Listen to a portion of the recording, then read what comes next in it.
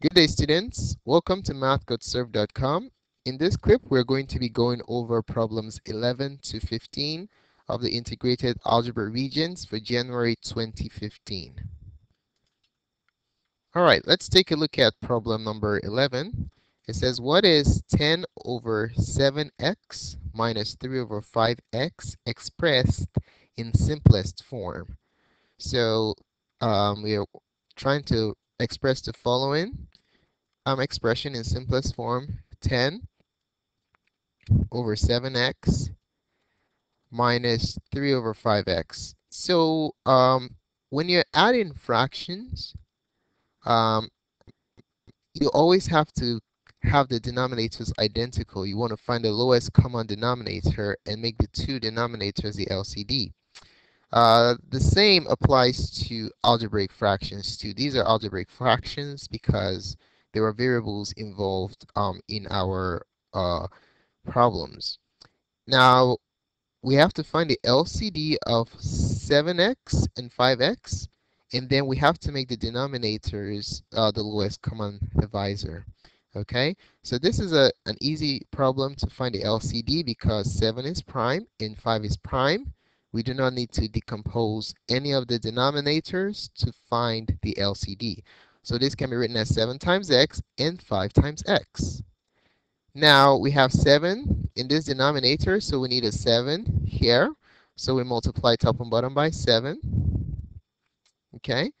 Now we have an x here. We already have an x here, so that's fine. That's a common factor. We have a 5 here. We need a 5 in the denominator here. So in order to multiply by 5 in the denominator without changing this um, term right here, we have to multiply both top and bottom by 5, just as we did with the 7. Okay? Whatever you do to the bottom, you must do it to the top. So in essence, you're multiplying by 1. Okay, now let's go ahead and rewrite this using the LCD. So this becomes 5 times 10 is 50 over 5 times 7 is 35, and append the x, minus 3 times 7 is 21, over 5 times 7, 35x, like that, okay? Now we see that the denominator is identical, so we'll just simply subtract the numerator, okay? So 50 minus 21 is 29. We have 29 over 35x. Answer is option number 3. All right, let's take a look at problem number 12. It says, in the box and whisker plot below, what is the second quartile? So in this box and whisker plot, what number corresponds to the second quartile? Before we do that, let's take a look at this box and whisker plot I have down here. What we're going to do is label all the parts so that we can determine what the second quartile is. All right. Okay, so the first, we're going to be labeling this portion right here. This portion is the minimum. Okay, we can call it the minimum or the lower extreme. So let's go ahead and label that. So this is known as the minimum or lower extreme. Okay, so that's what this value here corresponds to. Now, so right here is what we just labeled. Now over here, this point right here, this mark, that is known as the lower quartile or the first quartile. Okay, lower quartile or first quartile. Let's go ahead and write that down. So this portion right here, that's your lower quartile, or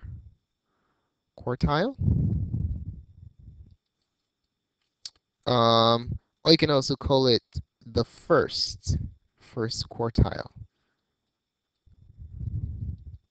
Okay, no, that is not the first quartile. That's the minimum or lower extreme. This right here is the first quartile. Now, this value right here, this mark, that is the it's the it's the uh, median or second quartile. Okay, so it has two names just like the other one, so you can call this the median, or the second quartile, the quartile next to the first, second quartile. Okay, now the next one right here is value. This is the first. Second, guess what this is? This is the third quartile or the upper quartile. Okay, let's go ahead and write down the name. So this is the upper quartile or the third. Okay, third quartile. And then the last one right here, guess what that is? This is the maximum or upper extreme. Okay, this is the maximum or upper extreme. All right, so this is the name of all the values here of our box and whisker plot. Okay, the whiskers and the components of the box. Now the problem asks us to find the second quartile. So can you see what the second quartile is?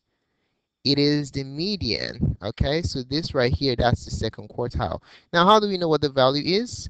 We'll simply trace it down to this number line right here.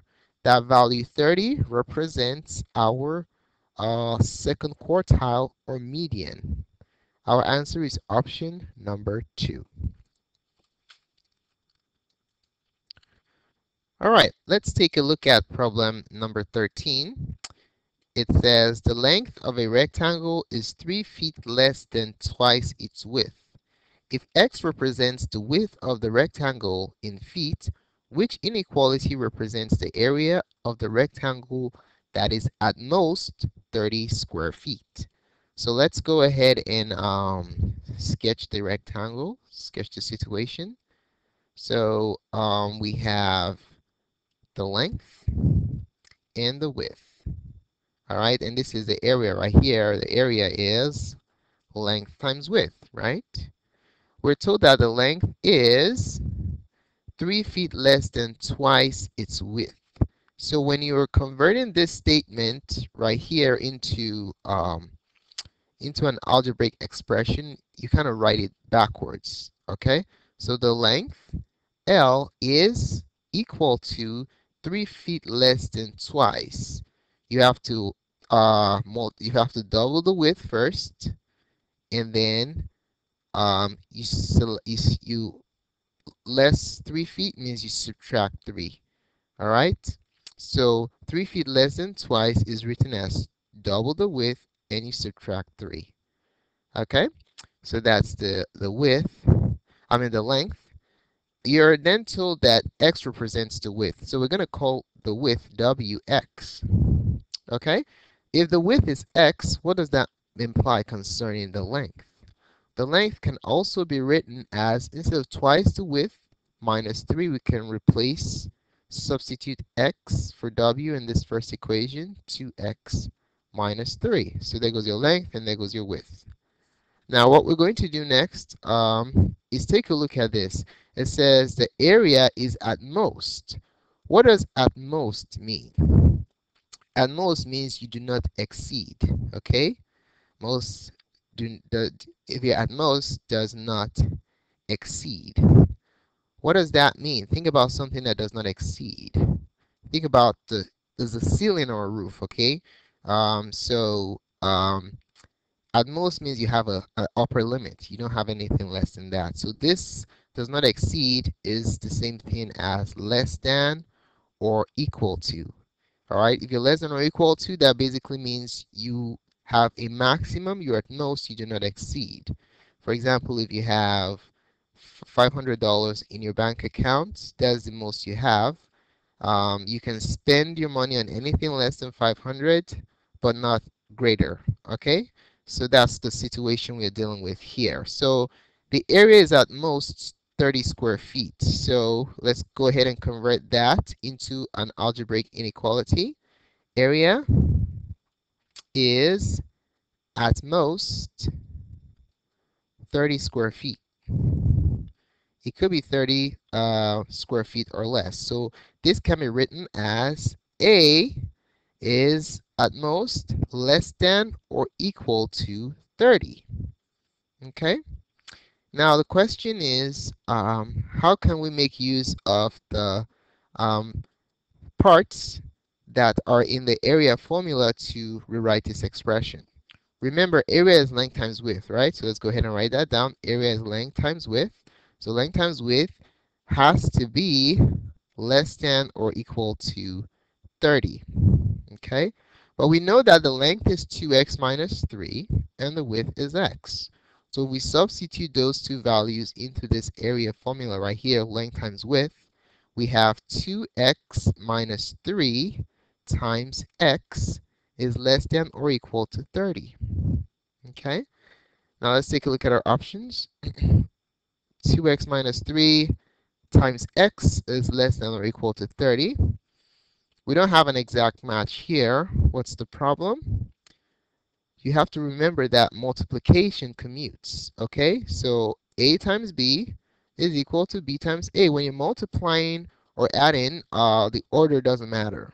Unlike division or subtraction, the order matters. So we can use the commutative property of multiplication and rewrite the left side of this inequality as x times 2x minus 3 is less than or equal to 30. Okay, let me copy it over here so that we can easily compare it with our options and not accidentally select the wrong one.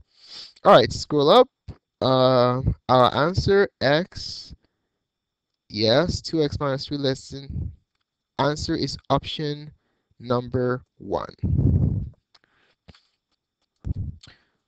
All right, let's take a look at problem 14. It says, which set is a function?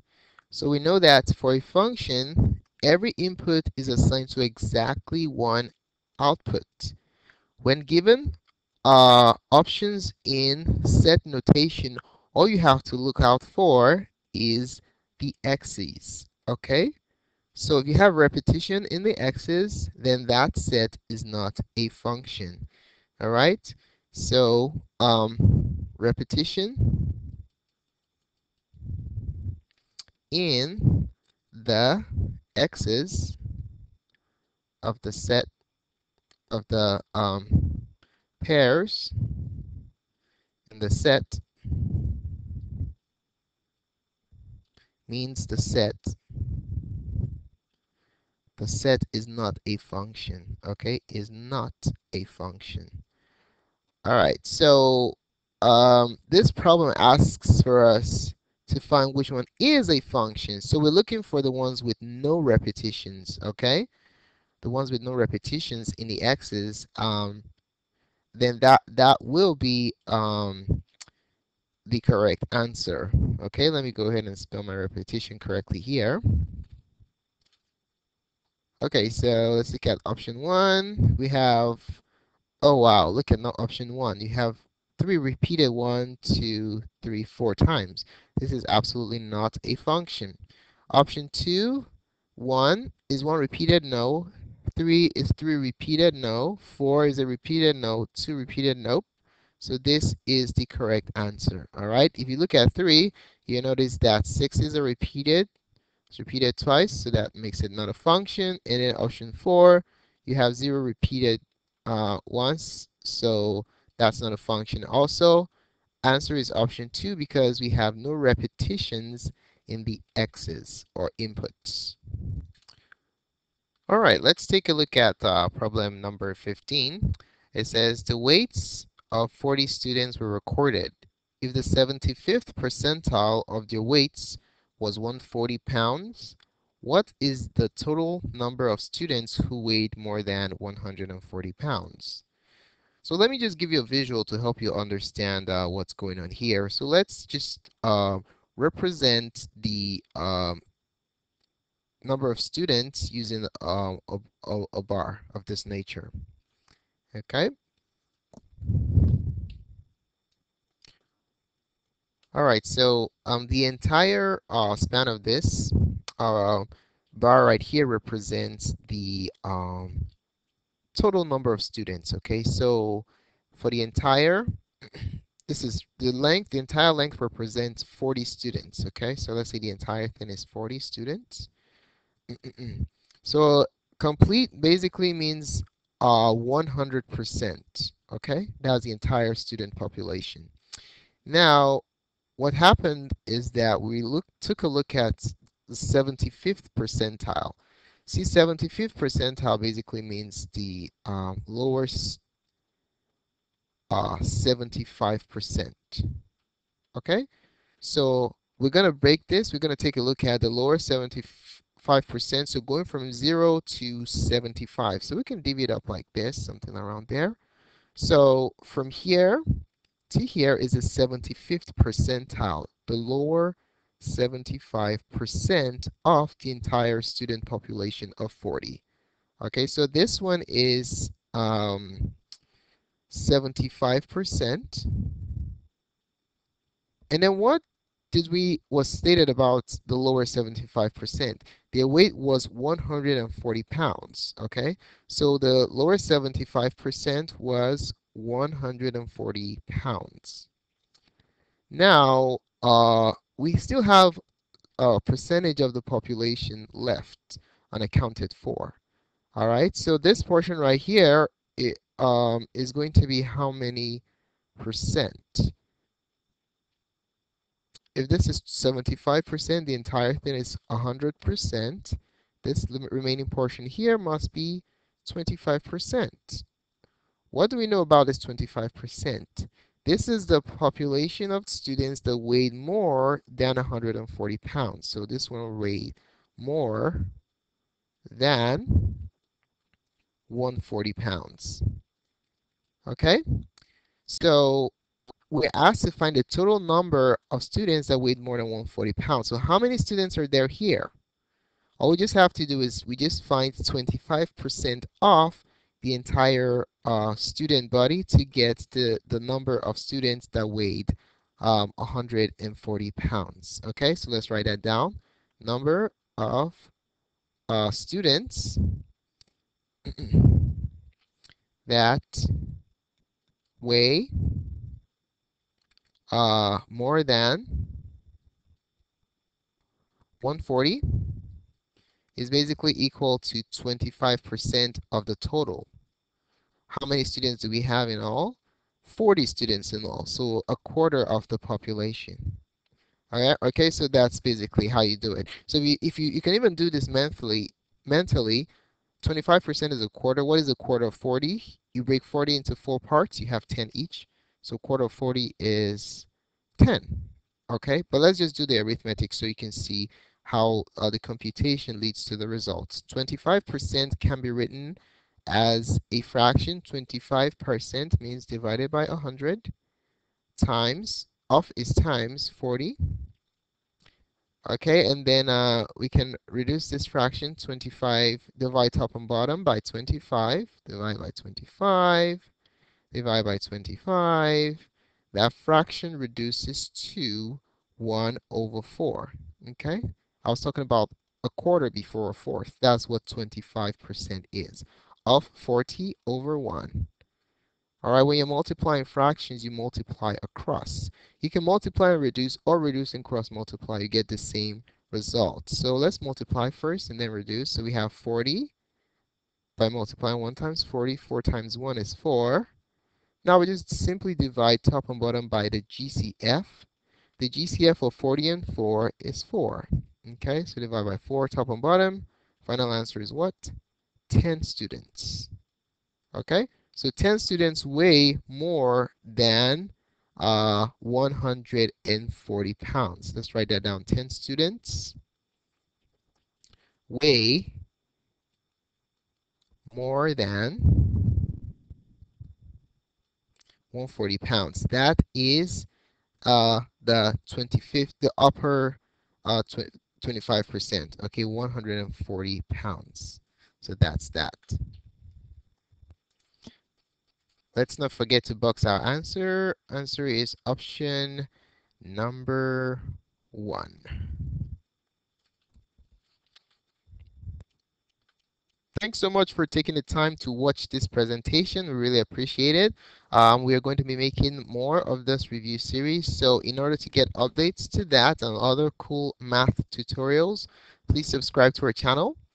Um, and if you have any questions or comments about this tutorial or about the Regents exam, the math part in general, just include a comment in the comment section and we'll be glad to address it as soon as possible, okay? More clips can be found on Math Got Served under Test Prep. Go ahead and check it out. Thanks again for watching and have a wonderful day.